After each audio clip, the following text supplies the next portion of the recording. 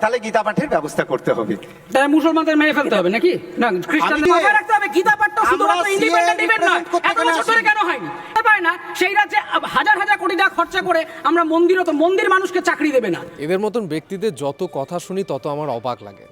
অরিত্রবাবু যতগুলো কথা বললেন তার মধ্যে একটা কথাই সত্য, যে আমাদের ভারতবর্ষে হিন্দু সম্প্রদায় ধ্বংস করার কারণ অন্য কোনো জাতি বা সম্প্রদায় কিংবা ইংরেজ নয়, আমাদের হিন্দু সম্প্রদায়ের মানুষরাই। এই যেমন অরিত্রবাবুর মতন মানুষ, তিনি ক্লিয়ারলি কি বলছেন যে গীতা পাঠ এসব ধরনের কাজ করলে নাকি মুসলিমদেরকে খুন হতে হবে। তাহলে অরিত্রবাবুর সম্পর্কে একটু আমাদের ছোট্ট করে জেনে নেওয়া উচিত যে উনি কে।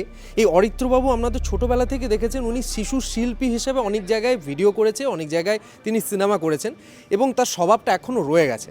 সেখানেও যেমনি কোকোকোলা পেপসিতে যেমন অন্য কিছু মিশিয়েছিল, এখানেও আমাদের ধর্মের মধ্যে অনেক কিছু মেশানোর চেষ্টা করছে। তাহলে আপনাদেরকে একটু ক্লিয়ার করে দিতে চাই, যারা এই ধরনের বিচ্ছিন্নতাবাদীর কাজ করছেন, আবার বিভ্রান্ত করার কাজ করছেন এই বাংলার প্রত্যেকটা